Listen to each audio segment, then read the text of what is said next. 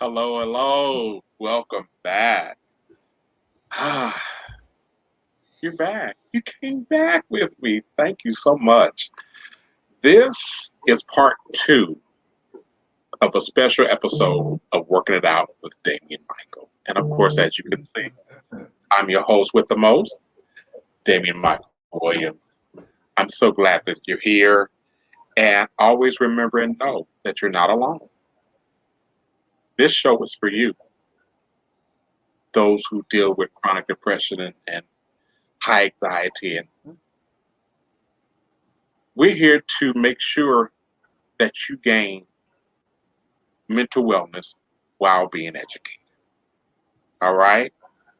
So, without any further ado, as I stated earlier, this is part two of Why My Black is Beautiful. So, once again, I'm so excited to have the amazing Dee and also Dion McDaniel. We also have Brian Christopher, and we also have Gregory Schroeder. So I'm so happy to have them as my guests. Welcome back. Welcome back. You're here. Smiles and positive energy and all that good stuff. Hey, how y'all doing? Little sprinkles, little rainbow. How you doing? Little chocolate sprinkles, chocolate little smell, little swirl, all that, right there. How you doing? I'm just saying. But yeah, I mean, this subject, this topic runs much deeper than the surface, as all of us know. We live it daily. And this show, as you know, is talking about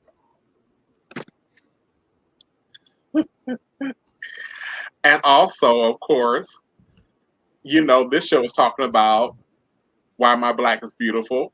And of course, we have our professor, Eugene Robinson. I had to make mention. I can't get my professor now. He's a professor of the panel. You gotta have it. No, as soon as he popped up, I was like, "Oh, Damien about to get the professor, y'all." Oh my professor!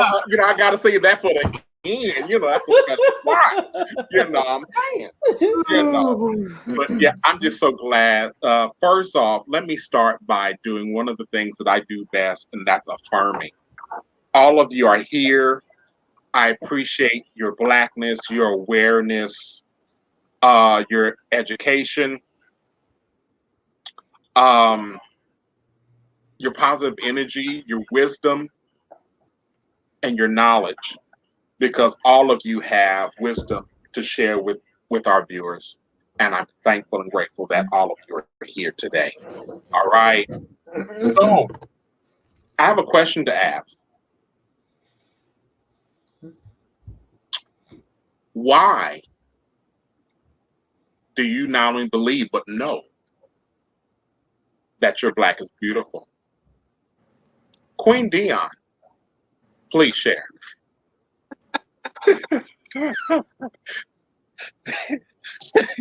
You would have to start with me. My sister was like, my brother, doggone it. He will start with me. Get her cash app, y'all. Right. That dollar sign, run me that. Yeah. She about to give a word. I hope. Hey. So please share, Dion. How do you feel? Why is your black beautiful? I mean, we see this stunning, beautiful chocolate sister queen before us with this beautiful smile that can wear glasses and wear the hair up and all that stuff. That's your natural hue, energy. But what makes you beautiful? Why is your black beautiful to you? Mm. Mm-hmm. Oh yeah. Yeah. Because you already know that you're fearfully and wonderfully made, created. Absolutely. So along with that, the pendulum. Mm-hmm. Because I was created for a purpose. Woo! That right there. You said your blackness has a purpose. Your Yeah, creation has a yeah. purpose. Wow. I Please was share. created for a purpose. Mm-hmm. There's a significant reason why I'm here. And it had to be encased in being a black woman. I couldn't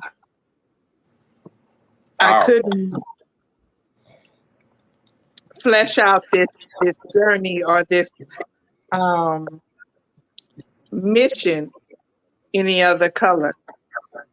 It takes me being black to do what needs to be done. People need to see me because my journey has been quite different from most. I didn't realize, growing up that there was a portion of me that had low self-esteem because I'm black, because I'm dark, because I was always made to feel that I wasn't good enough because of that. So in that, my purpose is to let people know, no, you're great regardless to the hue of your skin color. It doesn't matter. So that in and of itself gives me purpose. And a lot of people have listened to my story and have been encouraged because of it. Because to look at me, you would not know that I struggled with being black. Because my hair was nappy, because I'm dark, because my nose is larger than most people. So this is my purpose. Yes. That's my purpose for being here. I was created for that purpose. Awesome. That's amazing. And like I said, her Cash App is $run me back. And to the other queen of the house, the amazing D253. What a sister. So what, because we see, I have to talk about you a little bit. I first was introduced to you via TikTok. And our producer, Andre Fields, was like, she's amazing. And I'm like, yeah, she is. Because this is a soul sister that's for real. And she pulls no punches. But not only that, just your fullness of embracing you. The afro is popping as always. Oh, right. Just a little something. Little something, right. That grocery store hair. Most people got a grocery store outfit. I got grocery store hair. right. So, but all that is encompassed within you. Where and how do you see, and why is your black beautiful? Well, I have to piggyback off of Queen Dion. I wouldn't, if I was to be reincarnated in any other creed, any other ethnicity, I wouldn't survive it without being black. That one ancestor got on that boat and was chained down for months. Made this entire passage through the transatlantic so that I could exist and be here today. That one ancestor had me in mind when they did this passage. So my black is absolutely beautiful because I can stay present. If I wasn't a beautiful black queen, I wouldn't be able to represent for any other queen, no matter the black, white, Asian, whatever. And that's why my black is beautiful because it's powerful and people know it's powerful. And I don't even have to open my mouth. Hey, because sometimes, sister, when you make those posts and you just turn and look, I'm like, Look. yeah, there she is.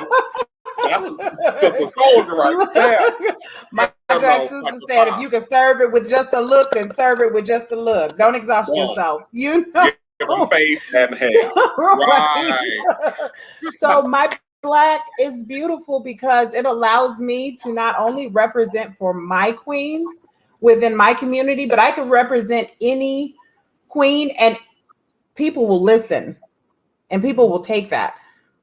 They already know that we're loud and boisterous or whatever, but if you can command presence with just a look, that's the most powerful. That's the most powerful tool you have in your arsenal. And that's why my black is beautiful. I command presence.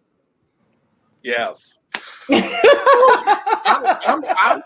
connected to some powerful people. I'm just reveling in this right now. So y'all just excuse me. You know, I mean, I got my sister Dion, I got the amazing D, and I got my fellow king. Listen here. Listen. I'm trying to hold it, y'all. Y'all praying for me. Pray for me, huh? No. But before I start and call on my fellow kings, my brothers, King Brian, King Greg, and Professor King Eugene. He's gonna give it to Eugene every time. Every time. He's my boy. I'm just saying, you gotta hang tight. You know, you gotta show love, you know. But I have to say, my black is beautiful. Because not only have I been God created, God loved, God appointed, but the crown on my head. There you go. The crown on my head stands for so many things. And I have a foundation that will never fail. I've learned to not only love my blackness, but the bigness within my blackness. And I'm not just talking about my big body. I'm talking about my huge spirit. The big body. Everything I have to offer is life. Oh yeah, big folk. Okay, we in there. On the complete. 1, 2. But yeah, you know, the circumference of my foundation,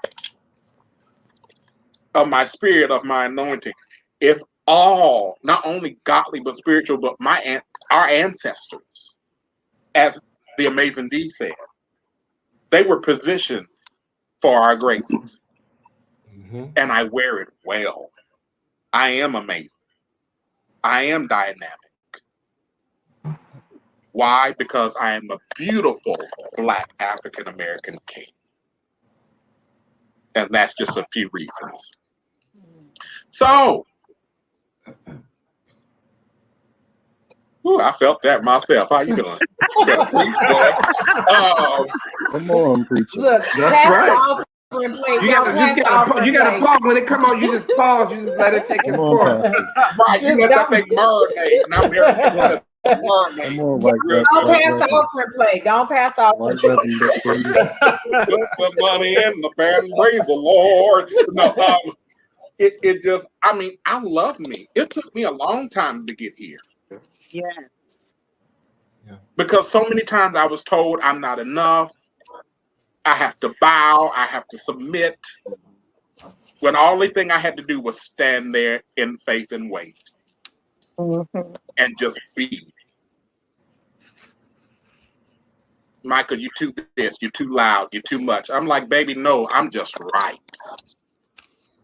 It's a personal issue that you can't handle all this greatness, but that's all right. That's just you. How you doing? You know, so I mean, I love me. And it took me a long time getting here, but once I got here, I was like, baby, what you been waiting on? This thing is real. It's real. So, before I go any deeper and get emotional,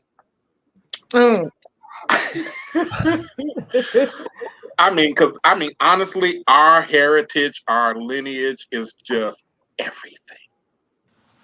I'm like my sister Dion and the amazing D. You couldn't pay me to be anybody else but African American king, baby. This rocks. Because truth be told, everybody want to be us, and we know it. Right. They want our thickness. They want our Right. head. They want our Right. voice. They want our mindset. You know, everybody trying to be down with the cause. I'm like, babe, we don't need you to be down, honey. We got this. A lot.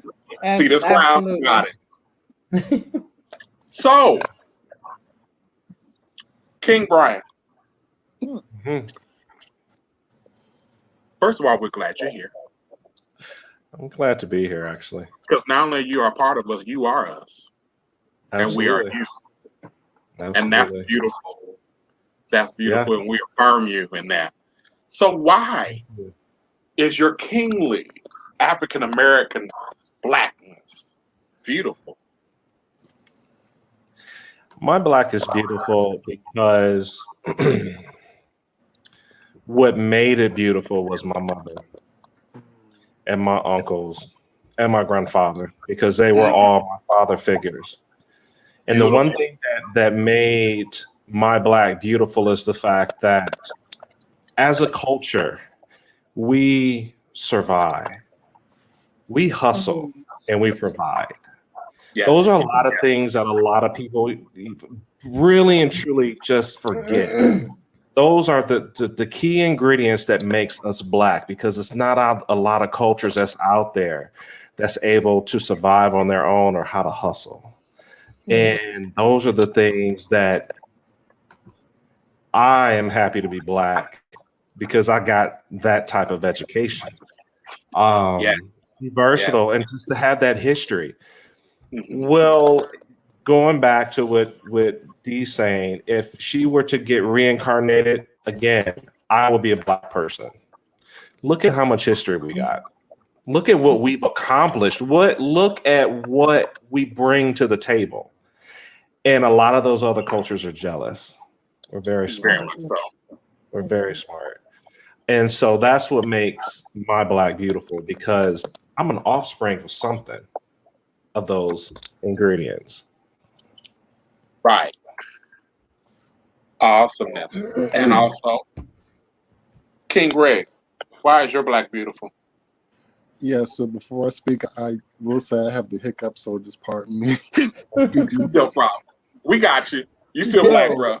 We got you. So just Google us. Just look at our history books. We come from kings and queens. Right. We had our own. Look, we had our own currency. We had our own music. We had our own caste system. We had our own everything. And okay, I'm back. And to have a whole culture come and take that away from us says something. The fact that we're in a society, we have to have this conversation with our next generation says something. And the more aware that we are of our culture, it's something about the link between awareness and character. The more aware we are where we come from, the more character we have as a people, and the more resilient we'll become. I'm glad I'm black. I'm glad I celebrate all of these intersections that I represent. I'm spirit, I'm a black flesh, I'm queer, I'm a black man, in America. I'm so proud. And like you said, Damien, it took me a while to get here, to get where I am. But I'm so glad I'm here to be aware of who I am, to be aware of my surroundings, to be aware that my black brothers and black sisters, we can all come together and have a collective voice and have something to show, not just historically, but futuristically. King, Professor Eugene. You can't help yourself. It's okay. You can't help yourself. It is okay. I know you do. I was just sitting up waiting for it. I was like, oh. And and I love you for loving it. Hey, speaking well on my fellow king, I'm Yep. for it. I'm for it. Absolutely. Exactly. Absolutely. 100. I think our Black is beautiful, and I'm going to say this is because we're not a country, we're a continent. So understand the you difference. said that we are not a country, we are a continent. Understand the difference. Okay, Professor. Right. So Right. See, that's why I call him Professor. You see, right? See? and I, Somebody said preach. Amen. and I think and that's important. So I think my Black is beautiful because of how I experience life, right? Mm-hmm. When your grandmother tells you I pick cotton, you're saying to yourself, and I was a grandmother's boy, I was angry and ready to fight the world for somebody who made my grandma pick cotton, right? Mm-hmm. So you have to take all of that into consideration, our ability to be creative and we own the culture. Let's be very clear about, and then I'm also going to highlight our queens. We out here saving elections, countries. Amen. The vaccine. So that vaccine, let's be very clear about that vaccine and where a Black woman sat at the table for the development of that vaccine. So I think thank you. Amen. I'm so glad someone said think it. it's very important to understand that's why our Black is beautiful. Awesomeness. So since we all know and are yet affirmed, continuously affirmed in our Blackness, I have a question. Why is it that some, not all, Black people are afraid or even ashamed of their Blackness? Because I think they fear as though that they won't be able to get ahead. I think that they will look as a failure. They will not get the equal opportunities that other races will get. And that's unfortunate. It really is. I think that, for as parents, I think we need to really ingrain this into our children right now, is that they're worth it and they're equal. And they need to learn how to utilize those resources to be this successful person. I mean, it's just, I have a close friend that is ashamed to be Black because of the sole purpose they have not been ahead. And it's but you can choose to. You have a choice. You weren't forced to do it. You chose to take that path. You created that story. Because everybody else can create their own stories to be successful. You're the one that's behind there, bitching and complaining. So I think that's where that depression lies.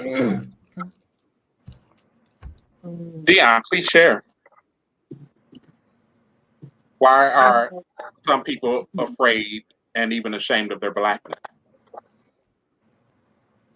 That's something that has been ingrained in us because we were told that we weren't worth it, that we were less than. And because we don't know our rich history, we have believed what we were told, which made us ashamed of being Black, ashamed of who we are, because we were told, "Oh, you're nothing but a slave. You're nothing but a sharecropper. You're nothing but an uneducated Black person.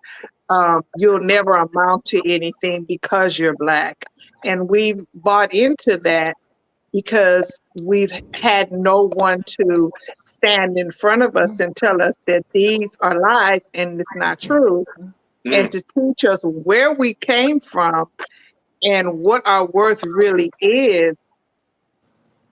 So we bought into it, and that's why it's important for us, which I'm probably the oldest on the panel, to reach back and teach those who we really are, that we are worth it, that we are the foundation of what this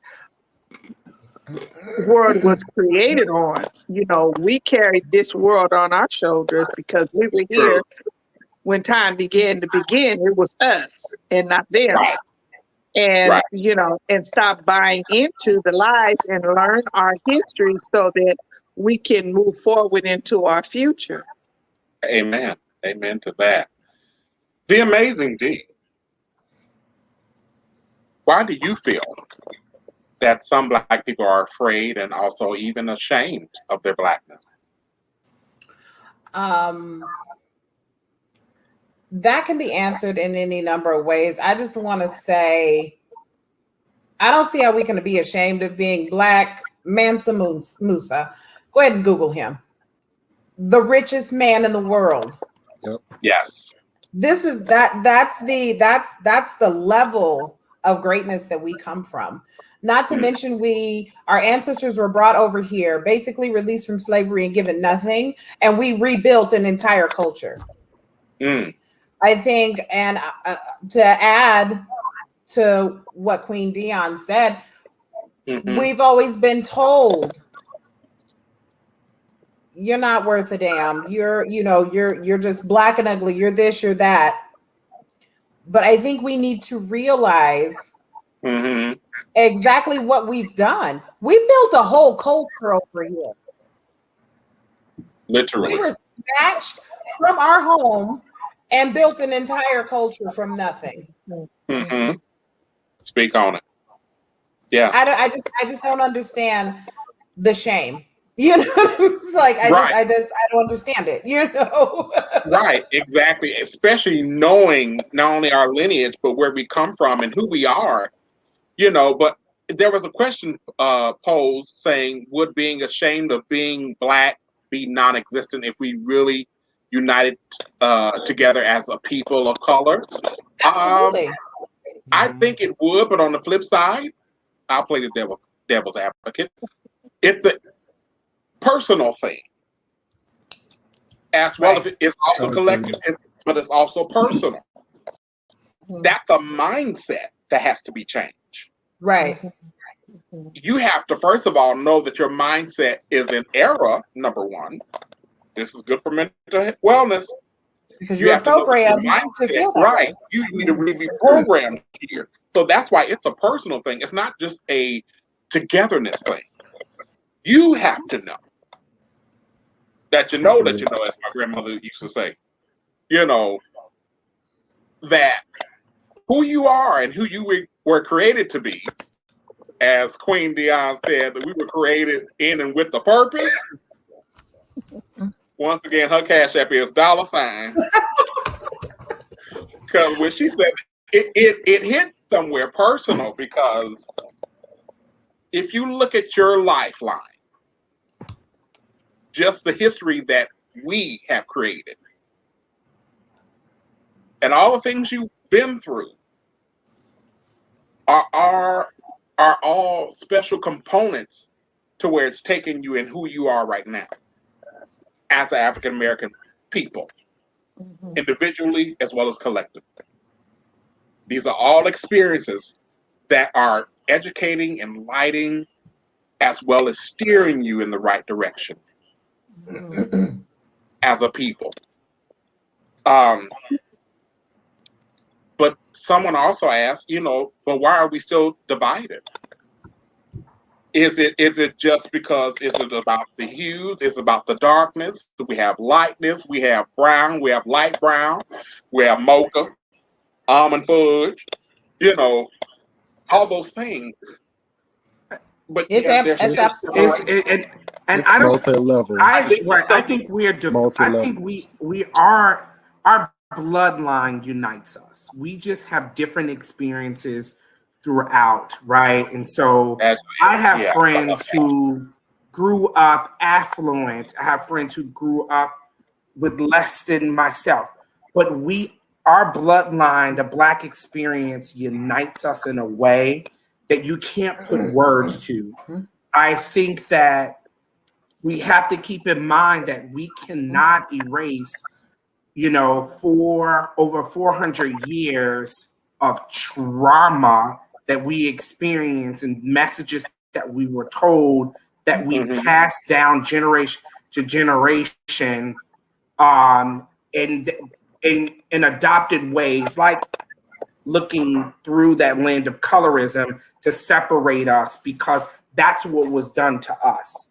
And so we are united. Our bloodline unites us.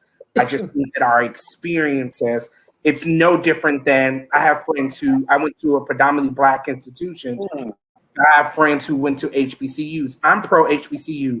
I have no interest in my nieces and nephews going to a PWI. I've made it very clear to them that any money that I'm going to give you for college is only going to pay for an HBCU. And that is for various reasons why I want them to have that experience.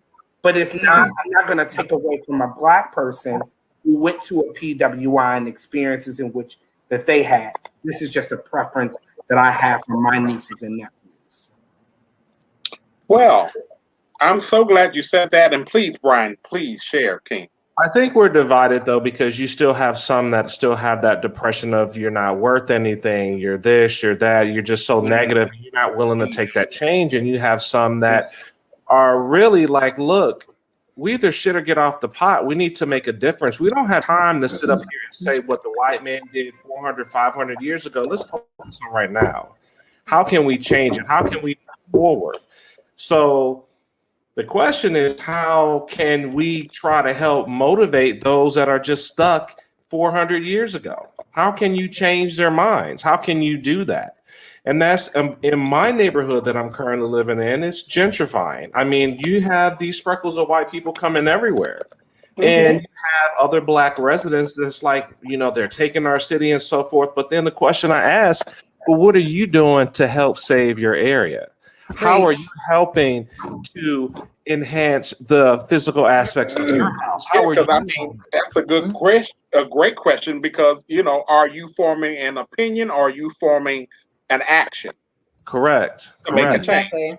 Exactly. The people on my Facebook, they hate me on the neighborhood site because I'm playing both sides. It's like, stop complaining, do something about it. And that is my issue when I think it comes to a Black culture, is that you are so focused on what was going wrong with all of this trauma, but how can we overcome it? How can we say, okay, now let's move forward and making it right? Well, and we can't ignore the fact that a lot of Black people get stuck within their culture. I was looking at a video today where there was a Black woman who was talking about why she didn't want to be tagged in any more Stop the Asian Violence, you know, because for one, this sector of Asians don't ride for Black people, so I don't want anything to do with the race. Stop, you know what I'm saying? And I'm just like, how are you so stuck? Mind you, this is a cancerous mindset, because if I can't stand up for anybody else, then I don't need to be standing up for anybody, period. Injustice is injustice, no matter what color, creed, race, it's injustice. And if you're not going to stand for something, you will fall for everything. Literally. So at first I was so angry, but then I had to step back and think, this sister was so damaged until she felt as if, let me go ahead and turn this blind eye.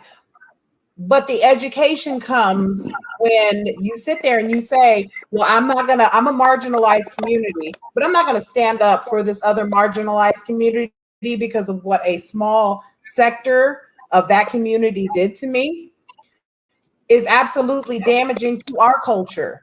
Because what makes you think she will not stand up for the brown-skinned Black girls that, you know what I'm saying? It's like, you can't pick and choose what you want to. Injustice is injustice. If you're going to fight for injustice, and fight for injustice for all, whether they're gay, Black, white, Asian, you're a Black woman and you have a voice. You fight for injustice, period. You can't sit there and pick and choose. That makes us no better than white supremacists.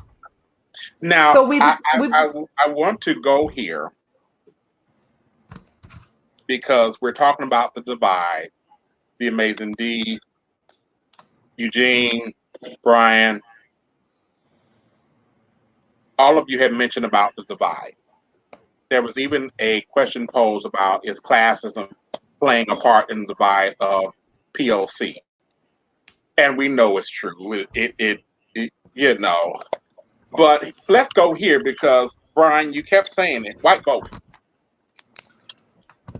White folk has been and still are the seed planters of division. They started with church. Churches started with black folk. So let's go here and talk about a divide. Lord, we can black start with the church. Versus sexual identity. That's one reason why we can't get together, because if you're talking against me and who I am, then why do we need to be together? Or you keep me for good business. So, and the reason why I'm posing this is because we've carried it out a lot of the white man's wishes. Because that's what they brought us up into that, is to carry that. They want us to have that hate where they can sit back and say, okay, I spent my time in giving them that energy to hate themselves and everybody else. I'm just going to sit back and watch it unfold. Look at the president at that time. Look at number 45. So, yeah. I mean, he just literally sat back and allowed the complete United States turn into one big issue riot.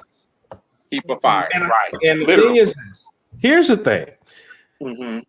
With George Floyd, and I have to say this, I think a lot of people started to move forward in creating this Black Lives Matter movement like that was because it was televised. People physically seen this man die in front of our eyes, right? Right. Same with Rodney King. He didn't die. He lived to tell the story, but it was televised, which angered a lot of people. But what happened to these other Black young brothers and sisters and parents that have lost their lives from the police or gun violence or anything? You're not, and even racism. We're not out there marching for them either. It's like, did we just start marching just because we've seen this Black man die? No, we need to be marching because we need to make a change. Because they are still hanging Black people from trees and counting them as suicide. Correct. Literally. So on this topic of the Black church versus sexual identity and all those things, I want to call on Queen Dion and King Greg. Queen Dion, please go there. Share how you feel, daughter.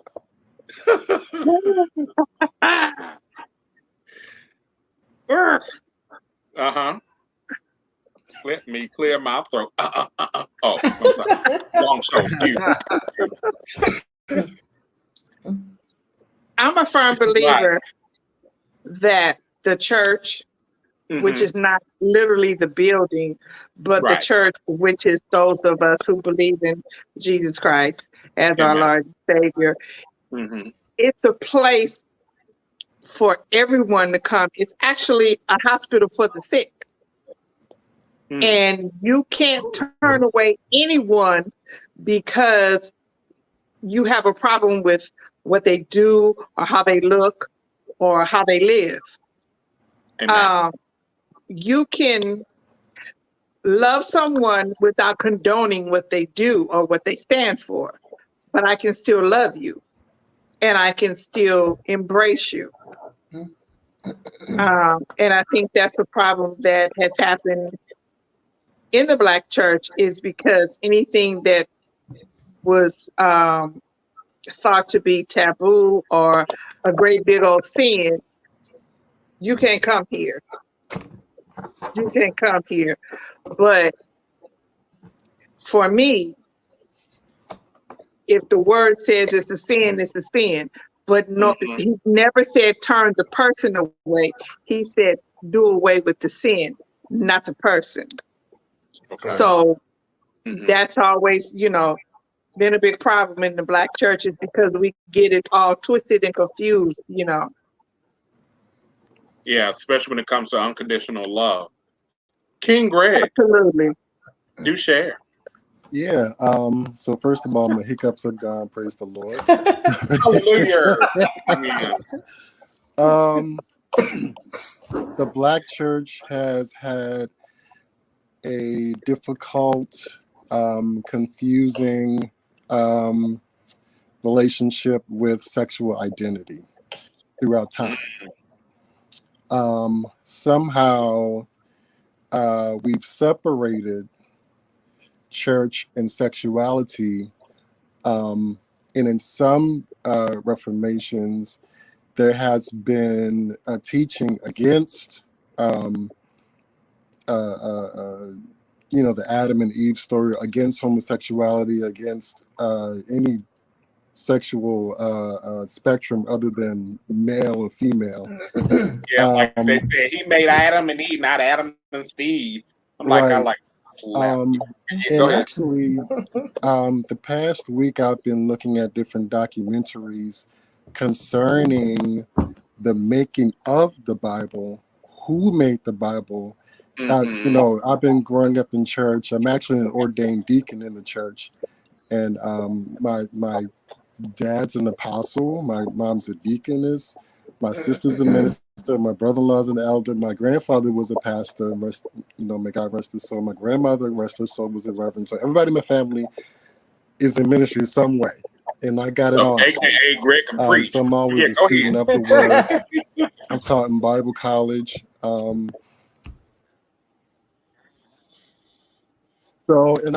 actually going back into seminary Right.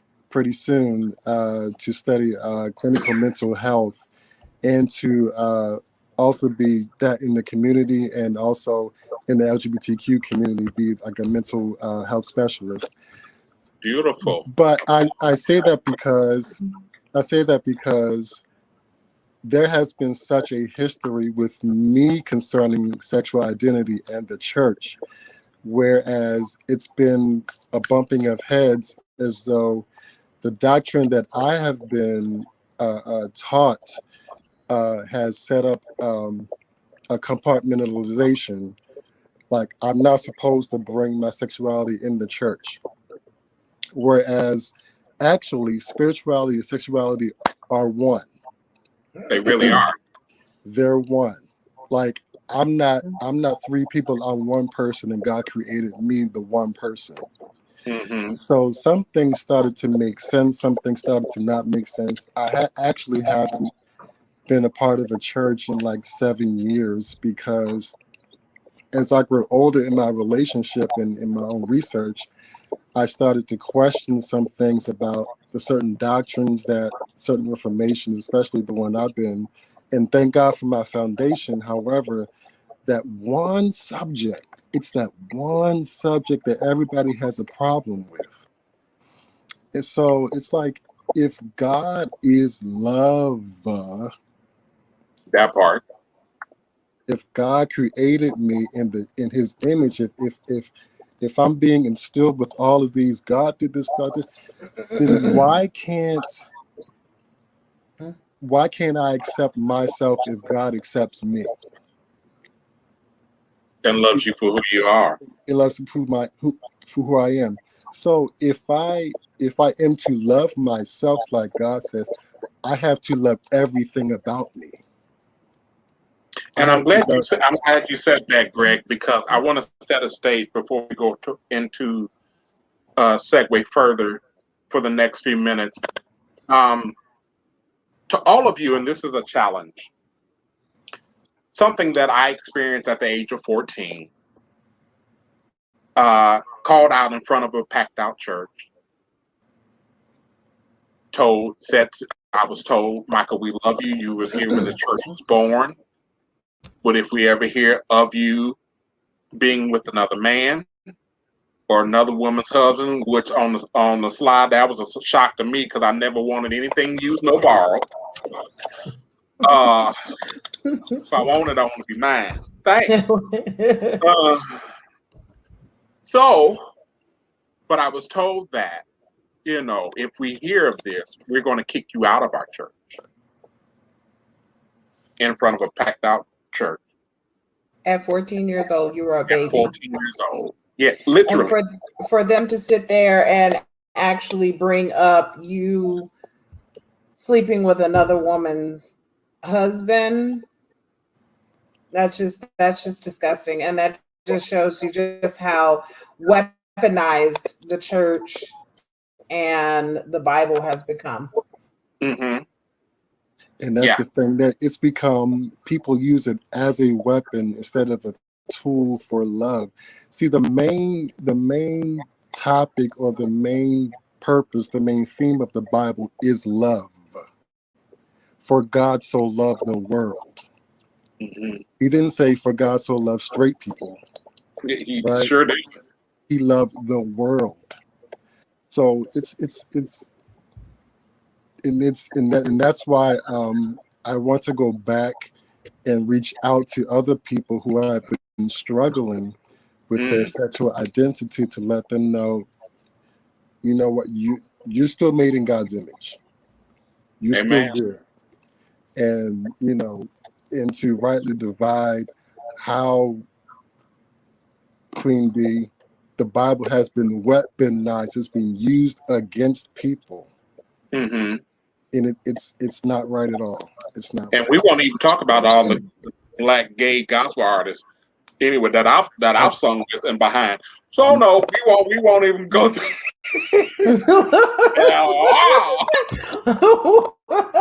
What you say, Queen Dion? But that lets you know. That's a period statement. That's a period. Period. You're right. And that lets you know. Moving right along. And that lets you know that God can use anybody. If He uses these gay people or bi or whoever to write these for years, listening. To write these award-winning songs, won Dove Awards, won Grammys, and all that. Right. Come on, make it make sense. Make it make sense. That part. So this is where I want to go with this, and I'm just going to throw this out to you and answer it in the most honest and candid way that you can. Global and structural racism. Once again, global and structural racism. Professor Eugene. You're not about to do this. You're not about to do this. No. Like, don't you stop. No. Please, King Eugene, would you share with us your thoughts on that? When you think about global, I think, and when you think about it being an institution, I think bringing us back to the Meghan Markle, I think that is a prime example, right, of the impact, right, that racism has had across the globe. And when you think about, when you think about institutions, right, and how it's structured and how it's, it's a part of their doctrine, like it's just a part of the fabric. Like you can't separate. Some institutions you cannot separate, you cannot pull it apart without busting it apart. And I think that's the important piece that you have to understand. And I think 2020 helped us fully understand that even in America, like it's a part of our economy, it's a part of our educational system, it's a part of our healthcare system. And when we think about how we are struggling across the country to get the vaccination out to the most vulnerable groups, and when you think about how COVID has impacted Blacks at higher levels, like you cannot ignore structural racism. You just cannot. Brian, please share. I don't even know how to back up after that one. You're doing I all yeah, I mean, I would, and I have to write it down. I think there is structured racism. I think the structured racism is the politicians we have in place. I think that these particular politicians, either side, Republican or Democrat, they're both beyond conservative, and I don't think that they look at our race as the importance. I think they still look at their pocketbooks with what's the most important. right. Absolutely. Um, Racism is a business. Yeah. it's the business, and it's just that is a structured business there, which is our politics. The one thing that I focused a lot is, again, it goes back to how can we change that?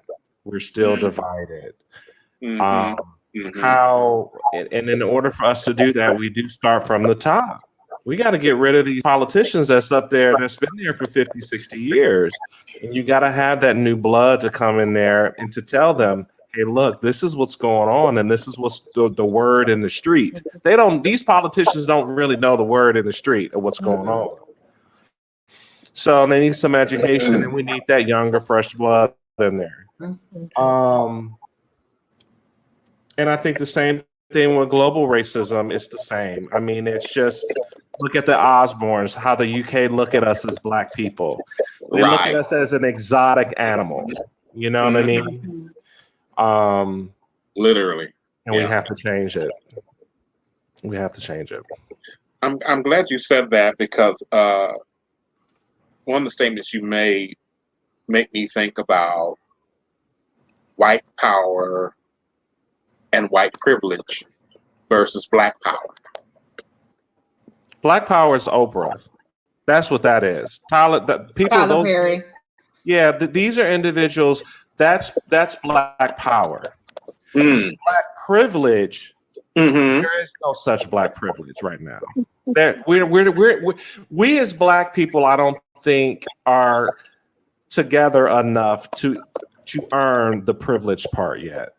I think the only way that we are privileged is in our own communities, but we don't have that Black privilege yet. We haven't earned it, and we need to. There's a lot of work to get done to get to the privilege. We actually, honestly, speaking of that, there's a lot of work to do with Black power as well, because we have so much power, but we don't know it. No, because of we were told growing up, you're not about nothing. You're just about birthing babies. You're just about cashing your stimulus check for the first pair of Gucci shoes. And if a white man tell you to do something, you bow your head and do You it. gonna do it? Yeah, right. Again, that's what we had drained in our head, and that is where we have to change it.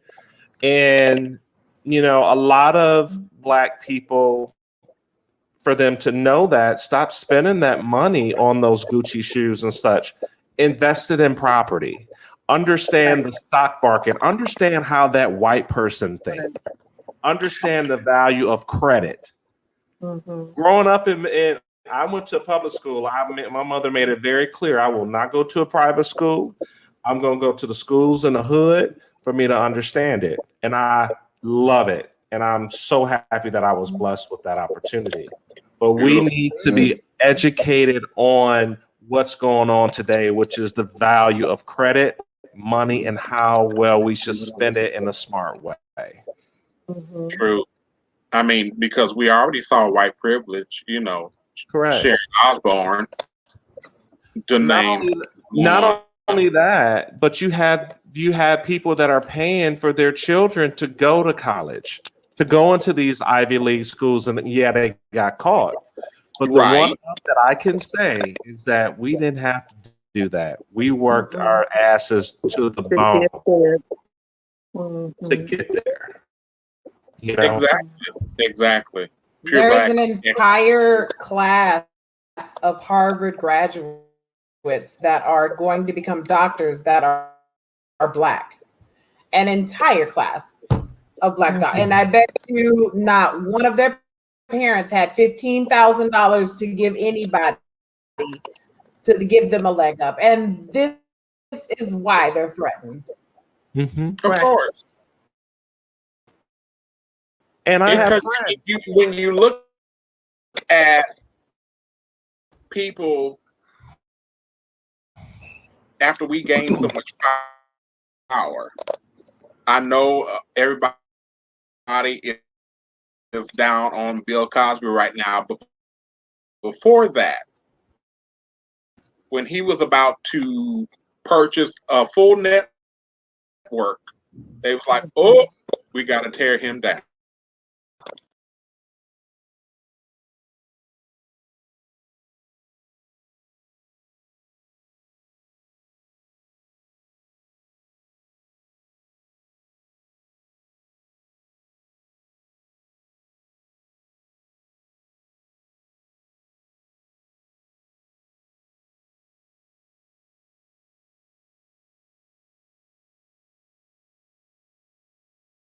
Mhm. They're doing the same to Byron Allen too. Right, exactly. Definitely Byron Allen. I mean, the things that brother went through. But here's the thing, like Brian was saying, he had that money smarts. He tapped into knowing how the market flows, money, how we can tap into money that's sitting there waiting for us. Mhm.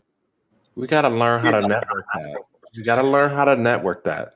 A lot of people don't even know that there are grants, Yes. free grants that are waiting, Yeah.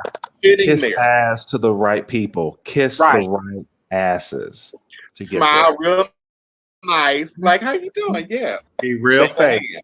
hand. Get a card or a number, or as they do now, get a social media page. Right. Like, hit me up on my DM and we'll talk. We'll do lunch. Have your people hit my people, we'll do lunch. So it's just like, and that's one of the things I've learned, not only in the church, but also when I started working in the music as well as the entertainment industry as a whole. Networking is powerful. Mhm. And It is we also have to pull others, bring others to the table to continue to keep that network open. I think we have to do more and more of that. That if I have if the door open and I walk through, I have to begin to pull someone behind me or with me forward. Right. Prop that door open. Prop that door open. Yeah, come on in. Exactly. And give a helping hand. Right. We have to begin to do that, and we have to keep doing that, and we also have to, take things in our mind of like that was programmed to us is, for example, when we have young brothers and young sisters who are talented and feel entitled, and this is, what they want and deserve and go for. I'm all for that. I believe in that. You want to know why? It's because when a young white boy walks in with entitlement, we say that that's okay, right? That they walk in with that entitlement and that's okay, that they're driven, right? That they're talented. But the minute, right, that a young Black boy has that same belief and mindset, oh, he ain't worked hard enough for, why does he feel entitled for? Like, he ain't get enough to be this entitled. Like, that's what we do. We have to stop doing that. And so that when I'm at the table, I need to bring 40-year-old, I'm 40, what am I talking about? I need to bring my elder to the table who knows the history, and I need to bring somebody younger to me because I'm gonna have to pass it to someone. We have to begin to do that. Right. Absolutely. We have to start creating a legacy. That whole legacy is important because, and then nobody feels and not to say nobody, but as a Black woman, I felt what you just said, because I don't know how many times I've busted in the room, and I'm a light, okay? I'm shining light in a dark room wherever I go. And I've been told, you know, The back oh, you're mama, shut your mouth. Yeah. you're too extra, or she's just too much, or even she's a bitch, because I have stated who I was and I've commanded respect right off the bat. Correct. So I absolutely Microaggression. agree. Hold that door open and allow your brothers and sisters to come in. To come in. Mhm. Literally, I mean, even in the working world. And here's one of the things, even when I was fully in church, I would always, any information I got and I did my research and found that it was true, I handed it off to somebody. You know, you have to have times of impartation to impart into people. Like, hey, this is what you need to know to take you to the next level or next three Absolutely. levels. Mhm. This is what we need to do as a people to not only affirm that they're beautiful, but show the beautiful things that they possess, how to bring it out. Whether if they have a gift in marketing or finance, or you know, building a new school in the community, Mhm. or going to school to become a principal in the schools in our community, or what have you. There's always something to give. There's Mhm. always something to give. I just want to say thank you, thank you, thank you, thank you to Queen Dion McDaniel, Professor Eugene Robinson Jr., and then we have King Brian Christopher, and of course, my brother and fellow King Greg Schroeder. And y'all watch out for his fashion. This brother, I promise you, Milan hasn't seen nothing yet. This brother can create and sew a leg to a wrap, and it'll be fashionable. I promise you. It's just amazing. I brag about him all the time. I brag about all my people. Thank you. And then Queen, the amazing D253. She's a TikTok social media legend already. I mean, she ain't about to blow up. She blowing up. You know, so doing that thing. You know, I appreciate all of you, and yes, I love all of you. I appreciate you. All of you are my brothers and sisters. I appreciate all of you. Your existence, once again, here on this earth is extremely necessary. Not only in my life, but in somebody else's, even some people that you don't know. Absolutely. Just powerful. And I appreciate your wisdom. Trust me, I'm taking note while we do our show. I'm taking up like, oh, he said so and so. Oh, she said, yeah, yeah. You know, I'm just like that. I love to research and read and higher learning, higher knowledge, more knowledge. The more you know. Yeah. You have something I don't have. I have something you don't have. So we put that together, just as we've been talking about. Mhm. There goes that Black power. You know. So thank you once again, Dion, Eugene, Brian, Greg, D. Thank you so much. You are loved. Thank you And for please having say me. you'll come back. Please say you come back and see us again, please. Indeed. We need you. Oh, you We know need- I am. I'm your neighbor.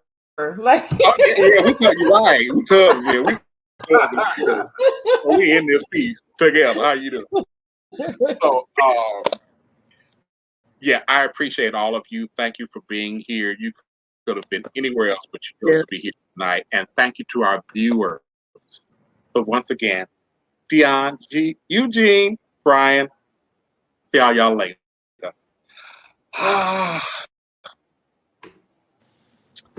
Another episode of this amazing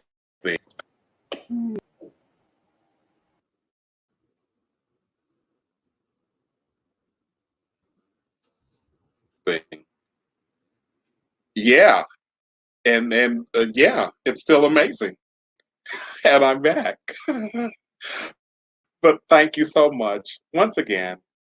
Remember, you're not alone. Make sure you give a call to someone who's waiting for you. They're waiting to hear you. You're not alone. Make sure that you give a call to the National Suicide Prevention Lifeline at 1-800-273-8255. Once again, that's the National Suicide Prevention Lifeline, 1-800-273-8255. And let us not forget NAMI.org. That's www.nami.org.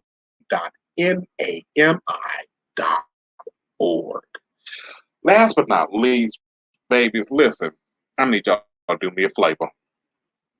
You see this thing right here?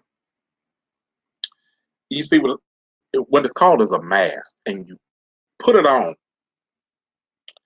and you do it just like this right here. And you know when you put this on, you know what you do? You then become a hero because you're saving not only your life, but you're saving lives. So once again, sanitize, wash your hands,